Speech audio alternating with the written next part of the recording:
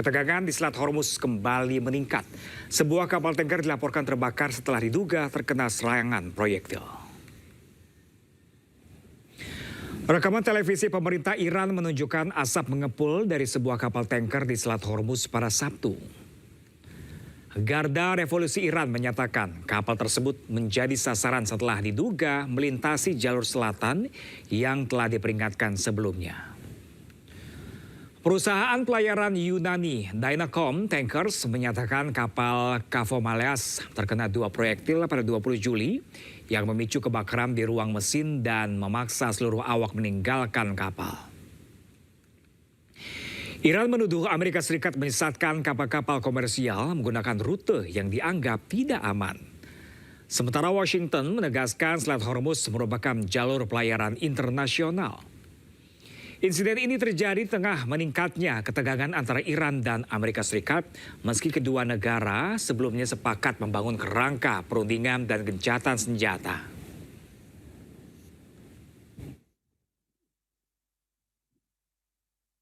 Ya, pemirsa, konflik antara Amerika Serikat dengan Spanyol semakin memanas. Presiden Amerika Serikat Donald Trump memutus semua hubungan baik komersial dan resmi dengan Spanyol.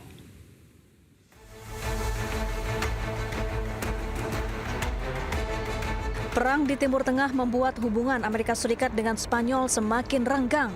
Presiden Amerika Serikat Donald Trump mengambil langkah ekstrim untuk menghentikan semua perdagangan dengan Spanyol. Trump juga mengaku tidak mau ada kunjungan resmi. Langkah ini diambil lantaran Spanyol yang terus menolak meminjamkan pangkalan militernya kepada Amerika Serikat dalam konfliknya dengan Iran.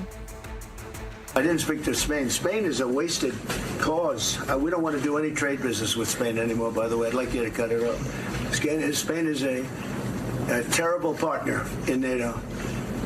They don't participate. They don't pay. I don't want anything to do with Spain. Cut off all trade with Spain, please, including visits.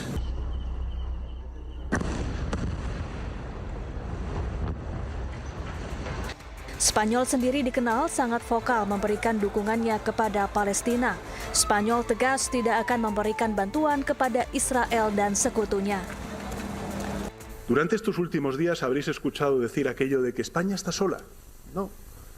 Esos fueron los mismos que nos dijeron cuando reconocimos el Estado de Palestina, que luego fueron todos los demás, que estábamos solos. No, nosotros no estamos solos, somos los primeros.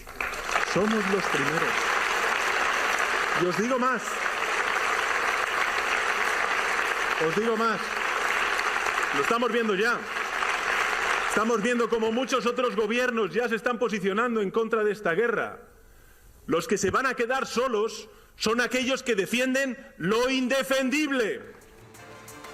Saat ini Amerika Serikat masih memblokade perairan Iran, sementara Spanyol menolak Amerika Serikat menggunakan 2 pangkalannya di bagian selatan yang biasanya digunakan Amerika Serikat untuk mengirim logistik ke Timur Tengah. Meski ditolak masuk New York, namun Perdana Menteri Israel Benjamin Netanyahu menegaskan tetap akan berkunjung ke kota The Big Apple. Sementara itu, Wali Kota New York Zohran Mamdani tegaskan tidak akan menyambut kedatangan penjahat perang.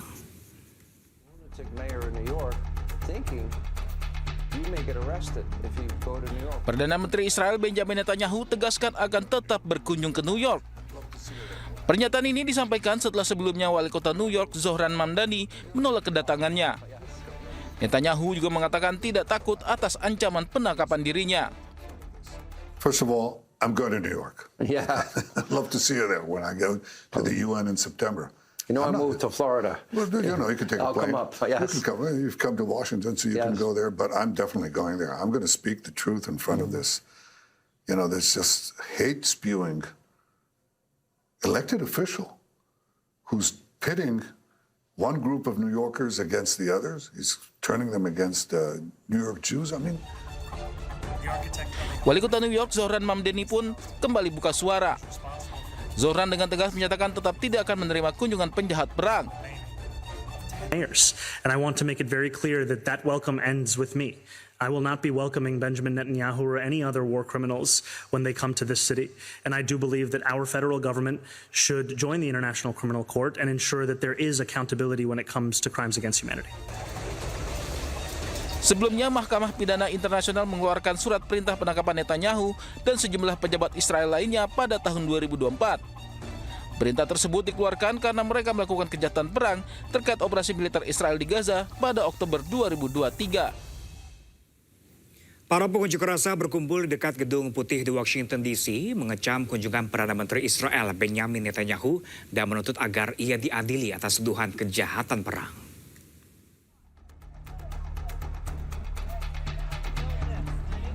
Para demonstran berbaris di dekat Gedung Putih di Washington DC, Amerika Serikat, mengibarkan bendera Palestina, meneriakkan slogan-slogan, dan memegang plakat yang mengecam kunjungan Perdana Menteri Israel Benjamin Netanyahu.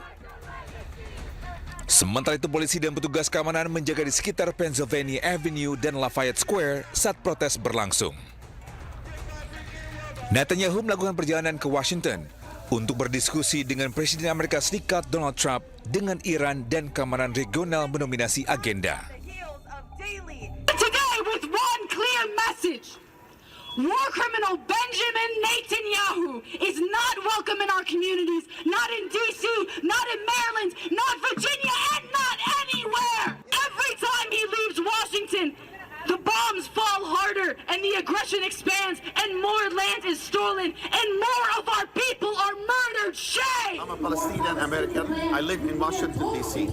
We are at the front of the Blair House, which is an official guest house for the White House, protesting the war crime of Bibi Netanyahu. Bibi Netanyahu is indicted by the ICC, the International Court of Justice, for war crimes committed in Palestine. And instead of being prosecuted and going to jail, he's being received in the United States as an official guest of the government. Pengadilan Kriminal Internasional mengeluarkan surat perintah penangkapan untuk Netanyahu dan mantan Menteri Pertahanan Israel Yoav Gallant pada November 2024 atas tuduhan kejahatan perang dan kejahatan terhadap kemanusiaan yang terkait dengan konflik Gaza.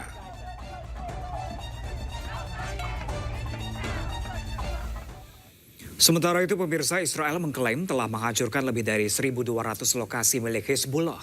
Lokasi ini termasuk tempat penyimpanan senjata hingga terowongan bawah tanah.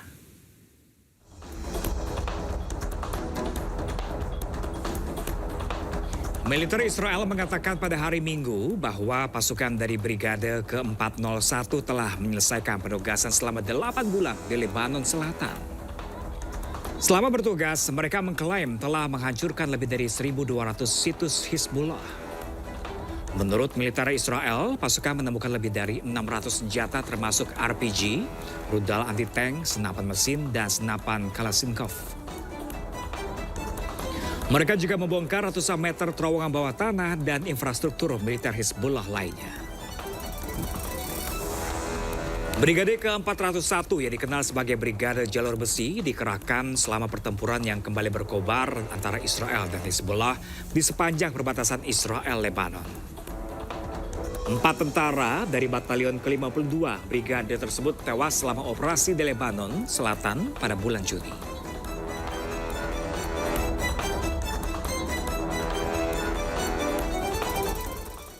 Sementara itu, pemirsa, serangkaian ledakan mengguncang wilayah Nabatiyah, Lebanon Selatan di tengah meningkatnya ketegangan perbatasan Israel-Lebanon. Kepulan asap tebal membumbung tinggi di atas wilayah Nabatiyah, Lebanon Selatan setelah serangkaian ledakan yang terjadi pada Jumat waktu setempat. Rekaman video juga menunjukkan drone berputar di atas lokasi tak lama setelah insiden. Media Lebanon melaporkan pasukan pertahanan Israel atau IDF melancarkan serangan yang mereka sebut sebagai ledakan besar di kawasan Tebnit dan dataran tinggi Ali Al-Tahir.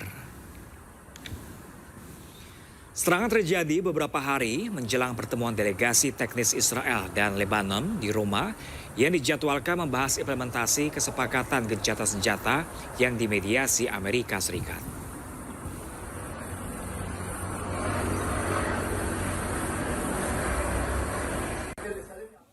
Pasukan Israel menghancurkan terowongan pejuang Hizbullah di Lebanon Selatan menggunakan sekitar 700 ton bahan peledak. Terowongan tersebut berfungsi sebagai markas militer dan tempat penyimpanan senjata dan amunisi.